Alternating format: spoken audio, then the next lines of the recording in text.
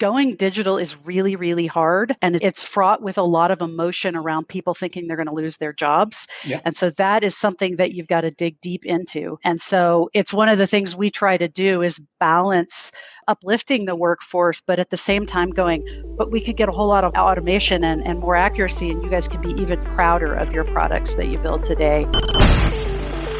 Growing a business requires a holistic approach that extends beyond sales and marketing. This approach needs alignment among people, processes, and technologies.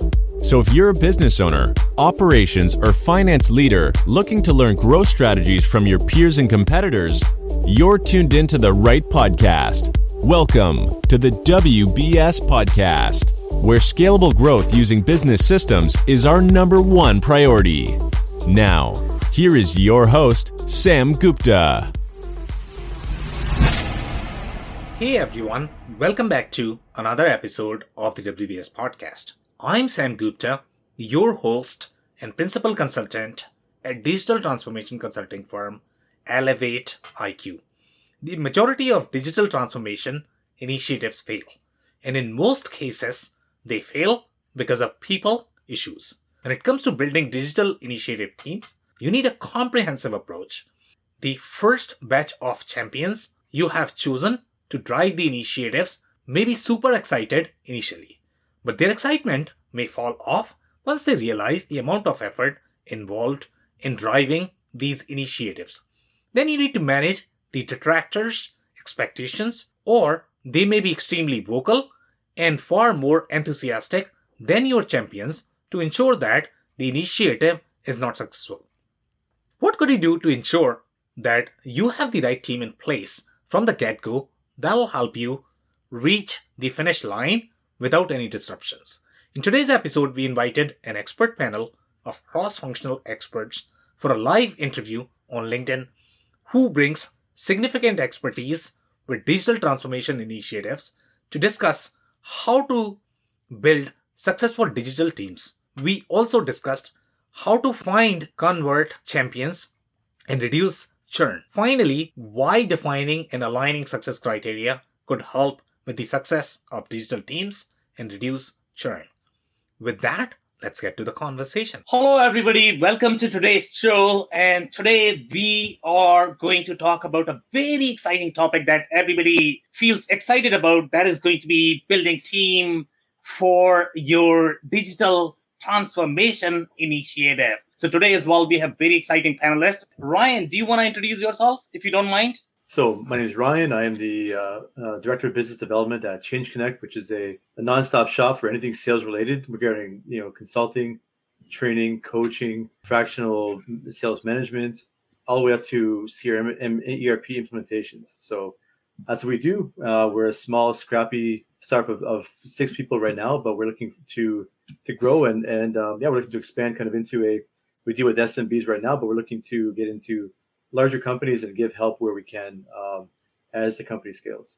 Okay, thank you so much, Ryan, for that intro. And the reason why I brought you on this panel, you have a lot of experience overall in the supply chain, and then you have a lot of experience from the sales side of the house, and then you have led a lot of implementations yourself in the logistics world. So you are actually going to bring a very unique experience to the forum. Paul, do you want to introduce yourself next, if you don't mind? Yeah, sure. Paul Serafino, and I run a company called Accelerated Journey. It's a coaching company. So we work with management teams and executives, typically in small and medium-sized businesses, to help them basically scale up their own personal influence and impact within the business, and doing things like developing and building stronger teams. Okay, thank you so much, Paul, for the intro. And Paul's background is amazing. He has a lot of experience in lean manufacturing. So again, he brings very unique experience to the table in looking from the manufacturing perspective. Now, next, I'm actually going to move to Chris. Chris, welcome to the show. Do you want to introduce yourself? Absolutely. Chris Garadini, President and owner of Turnkey Technologies. We're a 27-year-old Microsoft Dynamics ERP and CRM licensing and implementation partner. Glad to be here. Okay, amazing. Thank you so much, Chris. And Chris, as you guys know, if you have been on the show for some time, then Chris brings very deep experience in the implementation from the ERP perspective. Again, that experience we don't have in the room. So thank you so much for joining us, Chris. Jennifer, do you want to introduce yourself if you don't mind? Sure, I can do that. Hi, my name is Jennifer Herron, CEO and founder of Action Engineering. And at Action Engineering, we are helping companies use their 3D CAD data in the design, fabrication, and inspection space, and using that to automate their design and documentation and results processes so that you can take advantage of some of that automation of digital data over 2D drawings that tend to rely a lot on a lot of manual handoffs. Okay, amazing. Thank you so much for that intro, Jennifer. And you are going to have slightly more engineering representation. Our goal is to bring all facets of the organization, especially from the manufacturing perspective. So, Jennifer, you bring a very unique experience to the panel. And Amanda, now to you. Obviously, you are involved in the change management space. You are probably going to be doing a lot of heavy lifting today in the show. Do you want to introduce yourself? Absolutely. Thanks for having me here, Sam. So Amanda Prochaska, I'm the CEO of Wonder Services. And Wonder Services is all about how do we have people within the organizations accept the change that you're moving forward with. So whether it's digital transformation, ERP, or any other organizational change, we help the people accept and adapt that change. So I have 16 years in the Fortune 500 space, particularly in procurement. So I have a lot of opportunity to apply this, but then decided to do something really crazy and go out on my own. So I've been doing that for the last several years. Awesome. Okay, amazing. Thank you so much for that intro, Amanda. And again, you bring very unique experience from the procurement perspective, ERP implementation. So your experience is going to be unique as well. Now, what we are going to do, number one, we need to agree on what we are trying to accomplish as part of the panel, so that our audience is aware, what they should be expecting at the end of the panel. And obviously, you need to know what we are trying to do here.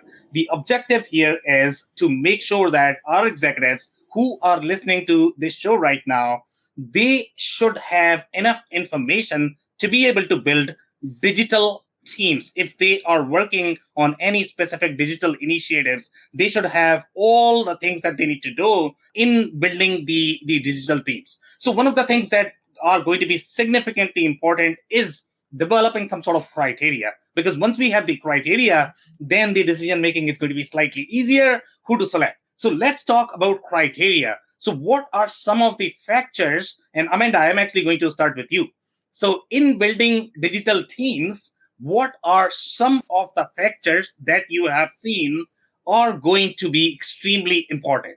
So I think of two things. I think of the time that they're dedicating and then the criteria of how they lead. So I always like to look at it from a kind of a top-down approach when it comes to a team.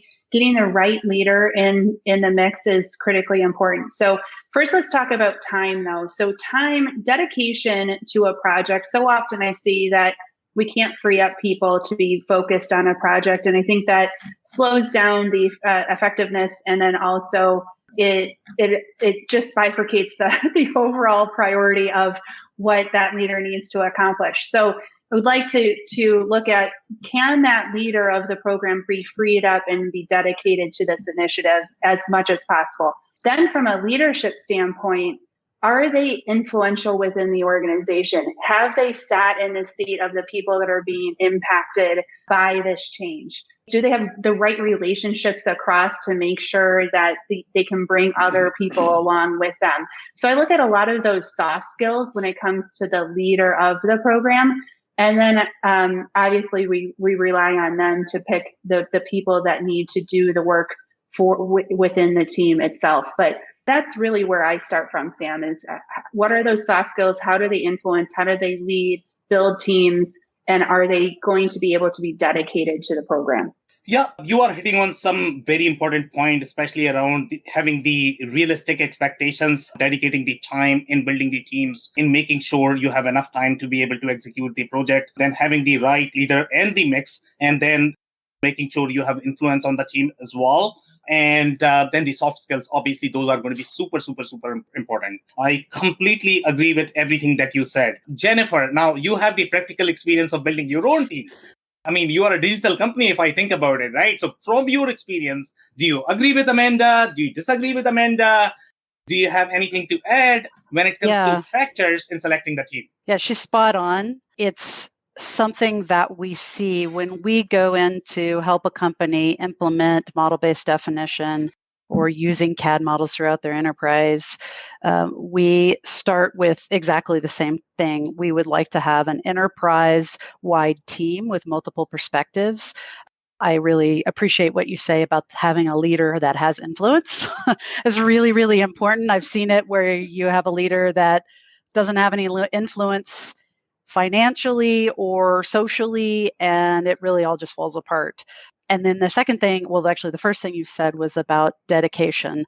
Often in my business, people think they can turn on the MBD tool and they're done. But it really takes a dedicated team of internal people to transform the culture and the processes, because it's not just about turning on a tool. It is about evaluating your processes as you do them today, and then leveraging the digital tools and automation to make what you do better today. So I think we're in perfect alignment, Sam. Yeah. And by the way, you added some of the things that are super important, especially your comment about having this team enterprise wide. I think that is very important. That's exactly what we like to do in these forums as well, to bring different expertise and not just duplicating the same expertise, because that's not going to add any value. So I think that is really important in getting that cross-functional expertise so that everybody comes to the table, everybody is represented in the team. And then you mentioned the leadership with influence. You are agreeing with Amanda.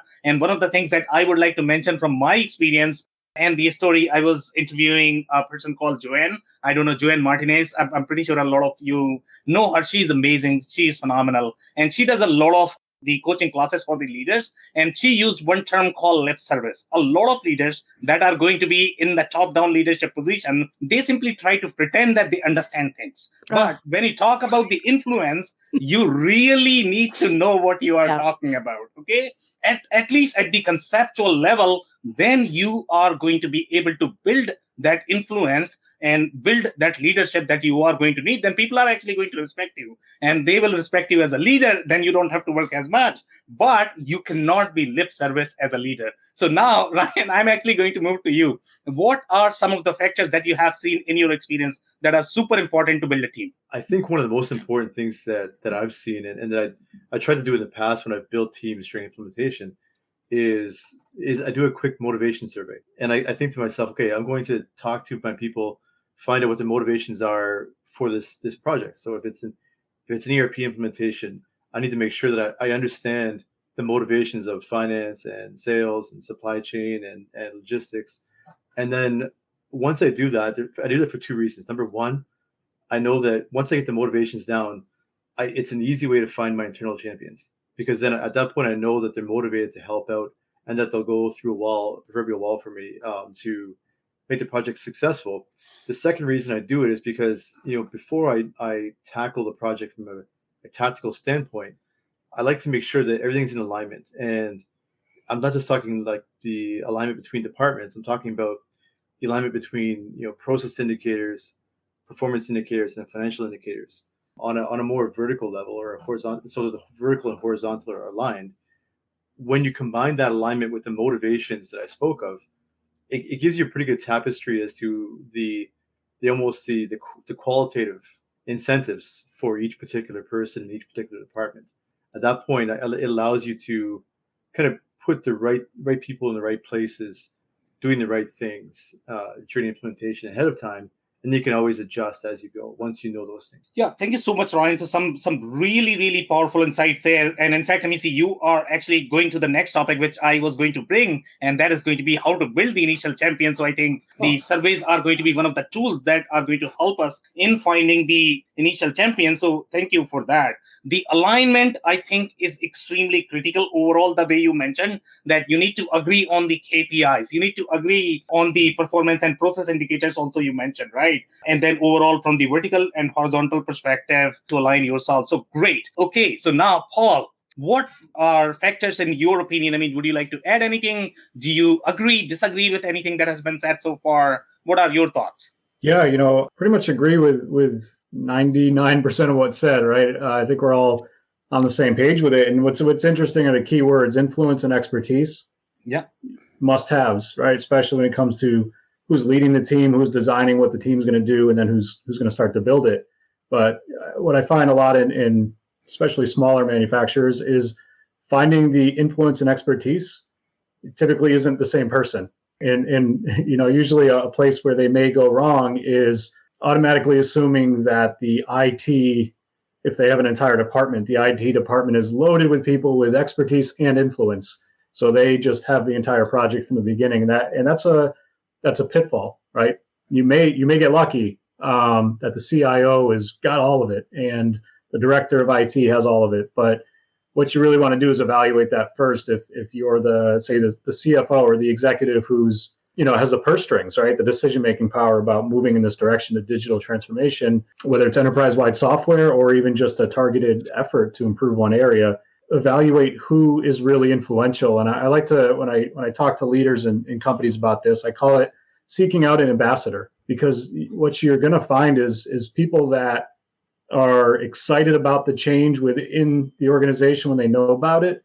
A lot of times they may be the one that has no knowledge about digital anything yet, so they don't have the expertise, yet they may be very influential as far as pulling a team together, keeping people interested in the change, and also keeping people excited through the project, because some of these transformations could be 12 months, some of them are 5 years, and it's hard to maintain, to Ryan's point around motivations and things like that, the energy and the excitement about a project at the beginning may start to dwindle quickly, and that's where influence saves you, right? You've got to have somebody, not a cheerleader, but somebody who can rally people around. Let's get back to the objective, get back on course, get back on budget, back on schedule. They may not necessarily be a subject matter expert, but they're I like to call them the ambassadors of the change. So it's kind of that initial leader, the champion, whether it's the CFO or it could be the CTO, CIO, CEO, who wants to make this change in a manufacturing company. Start putting the feelers out there and almost surveying and investigating who really understands the need for this and wants it and is hungry for it, and they become your ambassador of the message of why we're doing this. And they're usually end up being the ones that are more skilled at putting the right team together than the initial leader. Yeah, amazing thoughts there. And you are actually hitting on some of the points that Ryan had hit. So I guess, the evaluation is definitely going to be extremely important, how you are going to be finding your initial ambassador, but you are providing the distinction between your expertise and influence. And sometimes you mentioned a very good point that, your business leaders may not have the IT expertise, but they probably need to come midway so that they can at least communicate with the IT leaders. And, IT leaders may have the expertise, but still they both need to understand the business and IT both to be able to create that influence. And they cannot simply pretend that they have the expertise. Great insights there. Chris, what are your thoughts so far? Do you agree with everything? I know you have seen a lot of failed implementations as well. I know this topic could be easy. Everybody is going to agree with it, but then the implementations fail, and they fail primarily because of team. So I want the real insights here. What works, what does not? Sure. Terminology, right? Executive sponsorship. We've heard that from everybody. So that is absolutely imperative. I didn't hear you guys say project manager yet. You need a project manager on the team. And traditionally, I guess you guys look at the development of project management inside of works. It came out of IT, right? IT, because you're doing a server upgrade, you better project manage it. Accounting typically has never had project managers.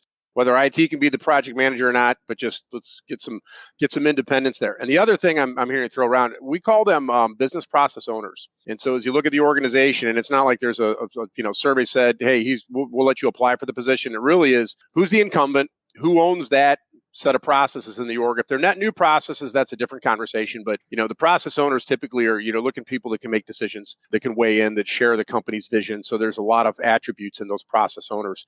Are they the champions? Do they become the subject matter experts? A lot of times somebody that's not on the radar will show up as a subject matter expert or will blossom into a champion. So those are always things you're looking for. But those are some of the key roles: sponsorship, the project management, as well as the process owners. And, there's a lot of other minutia, but if you get that representation normally, and that's enterprise-wide. So you're going to get people from all walks if you're looking for the people that own those different processes. So those are my spin. And again, we hold those people accountable. And again, if you do a client team readiness assessment before you engage, you may find, well, you got big gaps. You're like, oh, we're going to go hire somebody. Well, that's difficult too, because you bring somebody in that's got a whole different opinion and says, "Oh, I think we should go this way." So you got to be very careful about that. And anyway, there's still challenges in that. That's my spin. So yeah, you definitely hit on some very, very important point, and especially the point about the project manager. Extremely important from the role perspective, but I like to redefine that because typically in my experience, project managers are probably going to be the most hated people just because the way they approach things, as opposed to doing things more from the influence perspective. They need to drive themselves as sort of the influence leader that, whatever I'm doing, that needs to be communicated. And Amanda, you talk about this a lot, that communication is really important, the vision is really important, and it's really going to be onto the project manager that, hey guys, I know that you are doing tick, tick, tick, tick, tick, but what your real role is really to communicate what the vision is, why you are having those meetings, why people need to fill those timesheets. You need to communicate all of that so that people understand the value of the task that you are actually telling them to do or asking them to perform. So now let's move to the next point, which is going to be really building the champions. And I know there's going to be a lot of emotional conversation about who are going to be the right champions. I don't know if there's going to be agreement, but Amanda,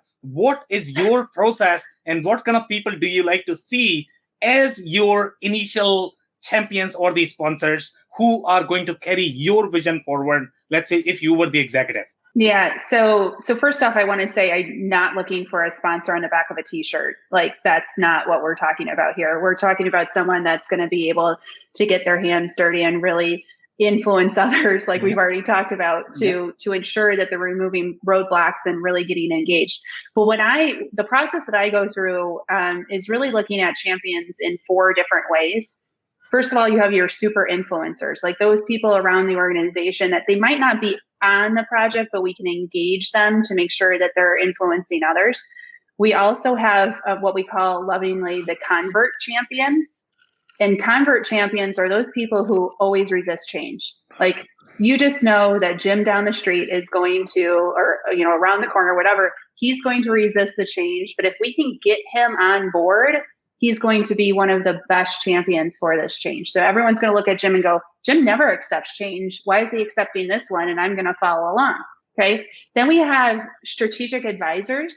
Strategic advisors might not have a lot of influence in the organization, but they have a great pulse of what's going on. What is the word on the street? How are people reacting? And they have those relationships where they're going to feed back the information to you.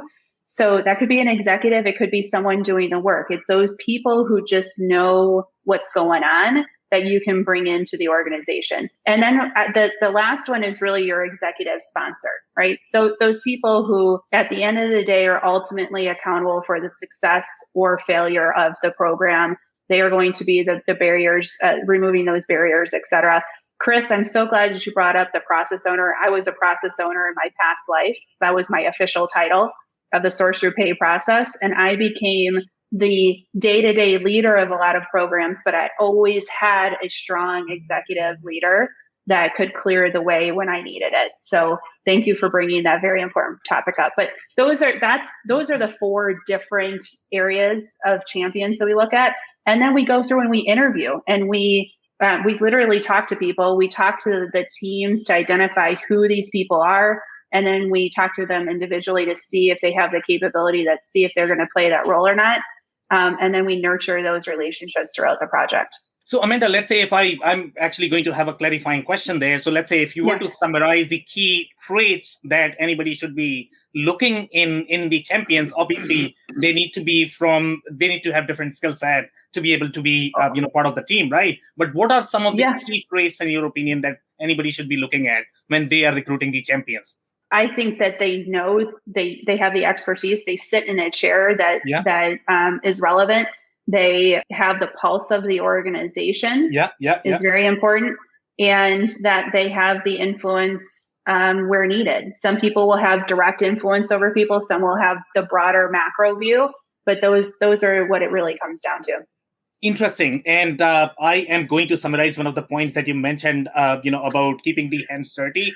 And that is, again, going back to project managers that, and I actually have one story that I would like to share with you guys between the relationship between the engineers and the machinists. I don't know if you guys are familiar with the manufacturing shop floor, but Jennifer and Paul, I'm pretty sure you guys can relate. So the relationship between machinist and engineer, sometimes the communication could be a blockage because these engineers, they are going to think that, you know what, I know everything, but machinist is going to think that you don't have any real life experience. And in this particular story, what engineer actually did this, he was trying to say, you know what, I need one assembly to be done. And the assembly was super simple. And the machinist was saying, you know what, you just need a washer. I can give it to you for free if you want. But this guy was like, you know what? I am asking you to do something, just do it. Okay, he had this beautiful design. There were tolerances on the design. And then machinist actually, went ahead and did that. That actually costed $600. But then their boss came. And then finally what happened is they really needed a washer. But engineer did not communicate, why he was doing that or why, what was the purpose of that assembly that he or she was trying to build. And it was just top-down approach. I am the engineer. I know my game. Okay, just do it. So this is the communication block that I am talking about. That is going to happen in a lot of different teams. So Jennifer, now I'm going to move to you because you have a lot of manufacturing background. And that's why I wanted to mention the manufacturing story so that you can tell, okay, what are some of the key traits that are going to be super important? Well, I think that's a really important story that you told because I think that happens every day. That mismatch of I know more than you do and you don't know what I do. I think that's really important. So I'll say that in all teams working in digital transformations, it's scary and it's going to take a lot of listening to the other people's perspectives. So I would say listening is probably the number one trait or activity that anybody involved in a digital transformation needs to adopt. As far as leadership goes, there's three things that I try to practice myself, and I think this holds true for successful leaders in the digital space, and that is to have emotional intelligence, which means you understand human nature and understand what's coming at you in multiple ways, and you can deal with it. Two, you do have to be technically astute. You mentioned it before as you were talking about, as Joanne Martinez said, you can't just pay lip service to this. You actually have to know what you're talking about, because if you are advocating for something that people don't want to do, you've got to be able to make a case. You've got to be able to give that elevator pitch about why it's important to do for your organization. And then the third thing, and this is the hardest, is to kind of invoke Brene Brown's Dare to Lead techniques, which are focused on bravery and vulnerability, because going digital is really, really hard, and it's fraught with a lot of emotion around people thinking they're going to lose their jobs. Yeah. And so that is something that you've got to dig deep into. And so it's one of the things we try to do is balance uplifting the workforce, but at the same time going, but we could get a whole lot of automation and more accuracy, and you guys can be even prouder of your products that you build today. And so tying into finding what those motivators are, Ryan, I think you mentioned that finding those motivators are really important. So that's the three things I've got. Yeah, you hit on some really, really important things, and listening is actually part of the communication skills. And if your leaders are going to be doing just the lip service, and I'm going back to my project manager, if the project managers are going to be doing just the lip service, nobody is going to listen to you. Okay, so really know your stuff, your ability to be able to connect with people. And in my opinion, the way I like to see things is, in my experience, when we talk about the manufacturing organizations, your real users are the people who are working on the shop floor.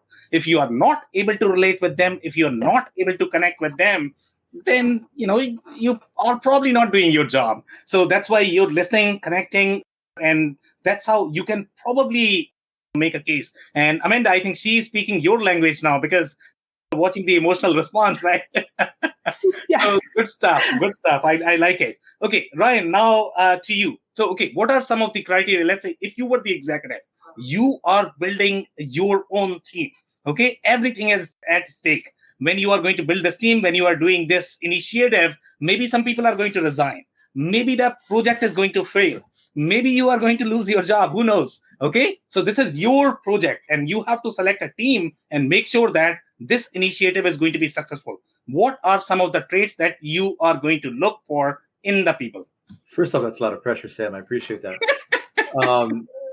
Secondly, I in all seriousness, I think one of the biggest things is that there needs to be a definition of success. Yeah. And it can't just be one number saying, okay, we want to have 95% accuracy, because let's be honest, that's crap. It needs to be, we need to define success in qualitative and quantitative ways. And it can't just be, like I said, one big number. It's okay, what are the specific, definitions of success within each department, within each user, which goes back to motivations, etc.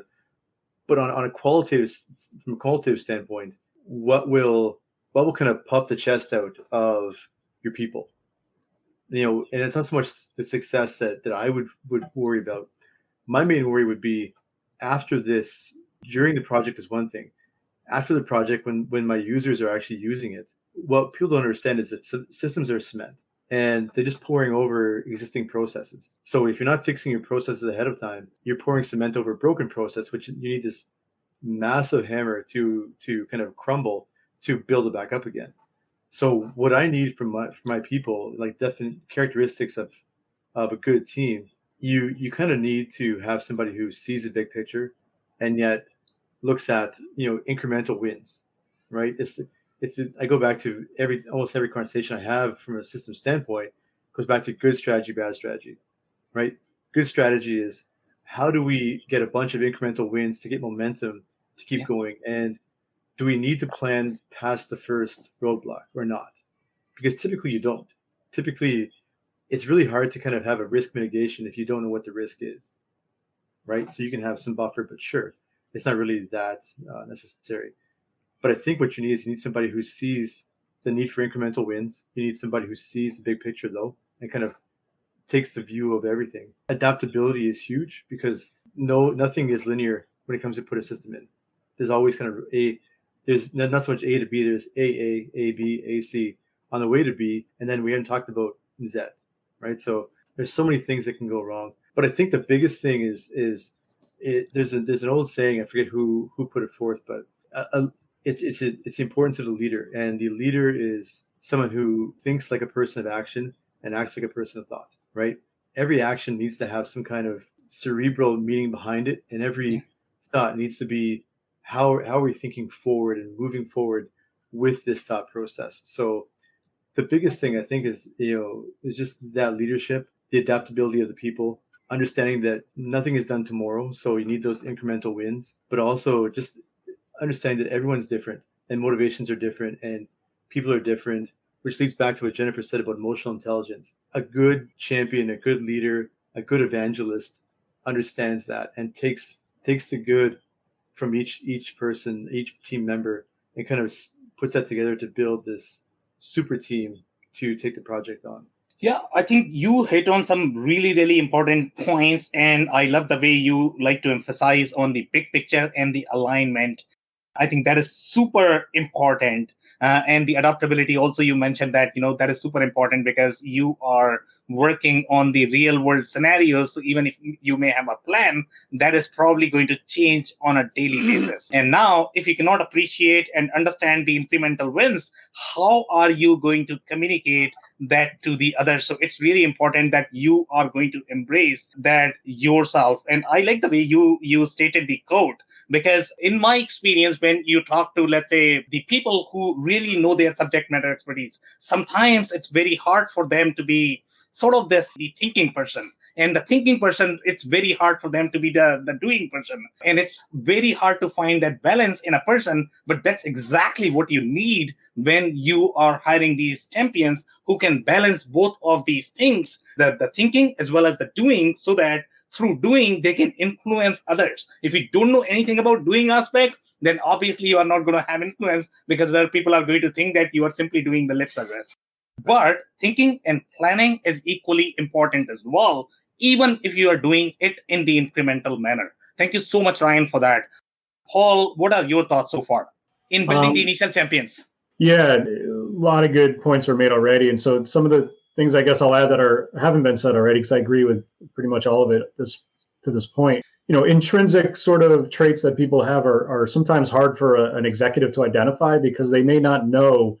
They don't spend every single day with each person. As much as we all would love for a leader to do that, they have other things to do, like run the business and interface with customers and things. So it's not easy for them. But what they can use as some quick tricks that I've seen to effectively put together a strong team that's at least going to be cohesive and quickly trust each other, because that's critical, is social people. So ones that you kind of know because you hear about, you see them, they say hi to you when you're walking from your car in the morning. Just typically those kinds of people that have that social, not necessarily just outgoing or personal, or personable, but people that socially move around the organization. So everyone knows of them and they know of everyone. It's not a surefire way to have a strong team, but typically people like that initially are going to connect a lot of the dots for you. They're going to be able to tell you who you need to bring in that knows how to do it, who's reliable, who's trustworthy, who cares. They're going to have a lot of that insight because they talk to everybody. And as sometimes we all know, working in different organizations, right? Sometimes that social person is the one that everyone's like, oh, here she comes again, or here he comes again. But oftentimes they're a secret weapon. So reaching out to them, pulling them in initially and just having a discussion, they're going to fire off so much insight about who's the creative people, who are the doers, who are the thinkers, who are the planners. So that's one good strategy I've seen work really well. And another one that's actually kind of interesting I'll throw out, and it's a little bit of the lean thinking we'll bring in here, is hopefully we're all under the assumption that the digital transformation is happening to improve the way you bring value to your customers, right? Somehow to grow your business because of customer attraction, customers spending with you, that kind of stuff. So if we assume that's already established, bring in the major customer as a partner or as even a champion. In one instance, I saw that be super effective where our champion was actually the external customer that had a lot of pull because they were a bulk of our business. So when representatives from there came to walk the process and see the implementation, to look at our project roadmap and understand where we were, what the struggles were, when they were asking those questions, there was no defensiveness by the team. There was no apprehension to tell the truth, because in a lot of ways, people in the room felt like, oh my gosh, this guy Sean is here. He's like this name we've just heard about because he spends, millions of dollars with us every quarter. He's sitting in the room asking me what I'm struggling with, or what I think is causing, creating a miss on a scheduled date. And they don't get nervous or scared. People respond to that because like, if we make this guy happy, he's going to pay us more. We're all going to get raises. We're all going to keep our jobs, which is huge in manufacturing. So that could be another really creative strategy for an executive to think about, is who do you already know really well that represents your large customers or your critical ones that you're trying to grow with. Maybe they're your smallest and you want them to be your biggest. Reach out, bring them in and give them insight to the project, ask for their thoughts about it, but ask them to weigh in terms of how much they think that's going to change their life in the way they do business with you. Because number one, they might tell you something that if you missed it, you would have wasted a lot of time and money. And number two, they might actually start to take a deeper interest in what your business and company is all about at a people level. And the more engaged they get there at the emotional connection, the better chance you have of them sticking with you when things get tough, even if it might cost them a little bit more money. So that can be a really powerful strategy as well. So some very interesting comments there, and I completely agree with you that, if you are part of the larger organization or the division where you are running a large initiative, you are probably not going to have much time to engage with your key users. And a great trick that, you need to build a trustworthy team that is going to help you identify the right team and the champions as well. But at the same time, in my experience, when you bring this layer, what happens is sometimes they might be filtering the information and you might not be getting the actual information from the floor. So the other trick that I am probably going to mention from my experience, based on what I have seen some of the CEOs do really well. Again, they are not going to have time to talk to everybody in the organization. But if you can spot check with just some users randomly, okay, just have one-on-one conversation, unfiltered conversation. Don't speak, just listen, okay, make notes. See what is happening. Get the pulse of the shop floor of the warehouse, so that the information is not completely filtered up. And by the way, I have seen a lot of crazy issues happening just because of that. There could be things like discrimination. I just cannot tell you how important that is to stay relevant in your organization by staying engaged with your users, and your users are going to be on the shop floor, in the warehouse. Those are the people who make your organization. And the other thing that you mentioned about bringing the external customer, which is a great point. If you can bring the insight, the only challenge I'm going to have with this is, especially if you're bringing your major customer, typically the biggest customer is probably not the representation of your entire business. Okay, so they and nobody argues with the customer, especially the big ones. So sometimes you might be driving your digital transformation towards just one customer. I don't know if that is going to be completely relevant for the whole organization. So I would think that, that people should keep that in mind when they are just taking the feedback. If they are simply taking the feedback or survey from the customer, great point. You should always do that because, that's the customer voice. But I don't know if customers should always be the champion. And I am actually looking to see what others have to say about these points. Chris, now on to you. What are some of the factors? Do you agree, disagree, based on what have been said overall? Sure. Assumptions that the project is defined already. So if we've got a project defined, we've got scope. I can agree with customer participation. Let's use the example. Great. We're going to build a digital platform for e-commerce or in a customer experience portal. Great. Now I do need a focus group of multiple customers, and maybe it's engineering context. Maybe they get an interactive configurator on the website and they get to do more of that you get where I'm going if we're doing configured order type of stuff. But that's where a customer focus group would come in. I still think the champions in terms of the org, who they pick and who leadership picks, again, criteria, you want them in the business for a few years, but you don't want the 30-year veterans, right? Because they're going to be, but you want someone 3 years, whatever, that's going to stay around, that really does passion, energy, openness, right? And, the topics of vulnerability, transparency as you look at building the teams, I think you're just going to have to assume that people aren't going to have all those skill sets, and that you put some emphasis on building that team once you have identified the people and teach them some of those skills to make it a more effective process. Just a couple other comments there. But like I said, customers are going to give you good insight. But again, if the project's defined, it's more of a focus group. If you're saying, hey, what kind of features do we need that's really going to appeal and give you a bigger bang on that type of a project. But I think it's going to be contextual depending on the nature of the project as to who's that outside participant that's contributing ideas on what's going to hit that target better. Certainly executive team's going to have some vision of, hey, this project's going to get this kind of an ROI, but you still want to quantitatively prove it up, as you said, Ryan. So you want some devil in the details there. So so thank you so much, Chris, and some amazing insights. And again, we are not disagreeing that, the customer has to be part of the process if possible, if we can bring them. But I think focus groups could probably be slightly better just because you are diversifying the power struggle there with respect to just one customer. Because when you bring multiple customers, then they are all going to have their viewpoints. So in that as well, maybe just build a team, maybe have some smaller customers, some bigger customers, so that everybody's voice is included inside the customer, because they are not going to be afraid of speaking. Let's say you are small or big. I mean, they don't necessarily care. It's just a focus group. So I think that's a very good idea there. Now, Amanda, I'm actually going to move to you. Now, I don't know if you have any disagreement or agreement so far, whatever has been said, but we have the next question, which is going to be related to churn.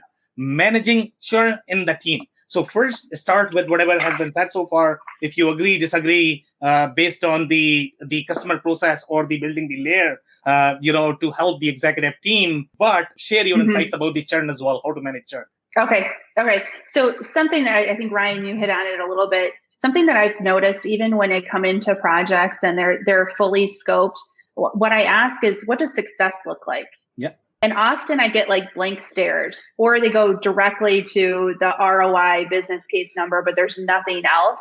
So one advice as you're building out these champions, make sure that they all understand what success looks like holistically, because that provides like a true north for the entire team to have the conversations to make sure that we're focusing on the right things moving forward.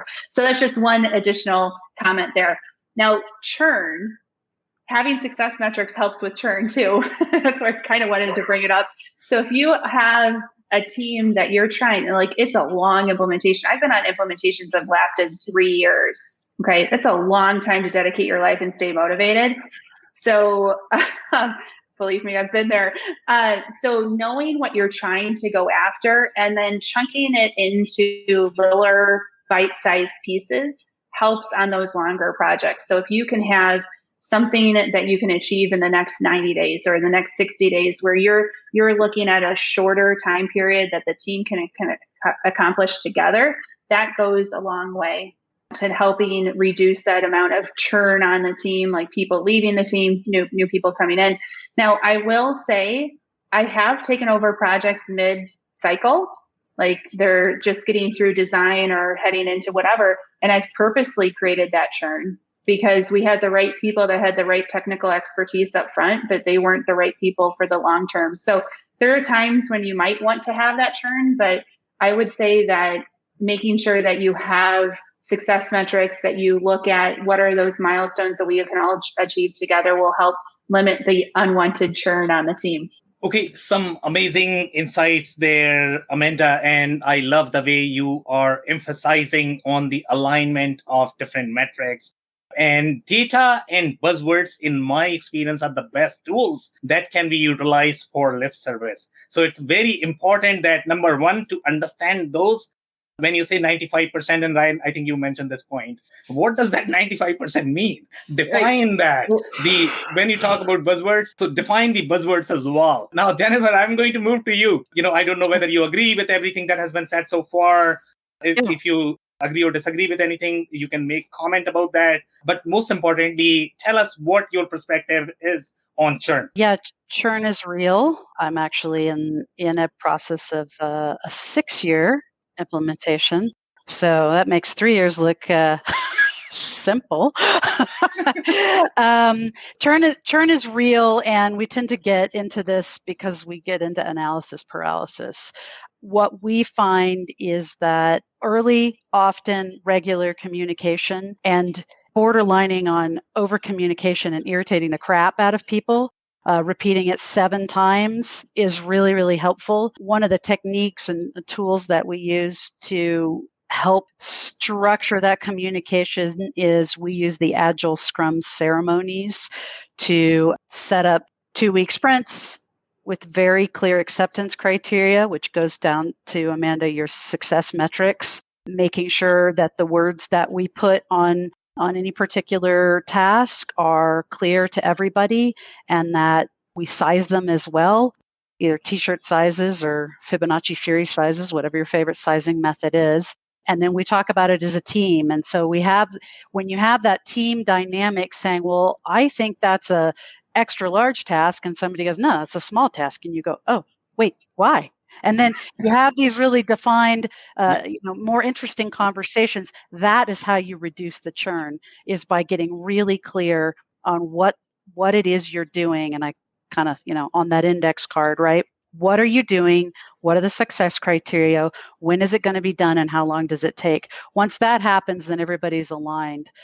So that's what we've used. We know traditional project management methods don't work in these digital activities because you're tackling so many things at one time. It's very complicated. There's lots of threads to look at, and you need something more modern to look at. Yeah, so some very interesting comments there, especially around the t-shirt sizing, right? So these tools are great to simplify things so that people can understand, but alignment is equally important. Understanding what is the Excel for one person versus the other is really important. Thank you so much for that. Ryan, now your turn. Do you agree, disagree? What is your perspective on churn so far? Oh, for the sake of brevity, 100%. I agree with everything.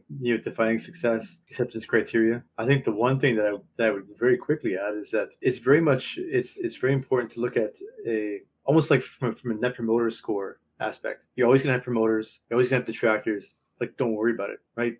Almost have like a strategy to deal with it ahead of time.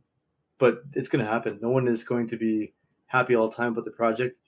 People are gonna get ticked off. People are gonna be excited. They're gonna be angry.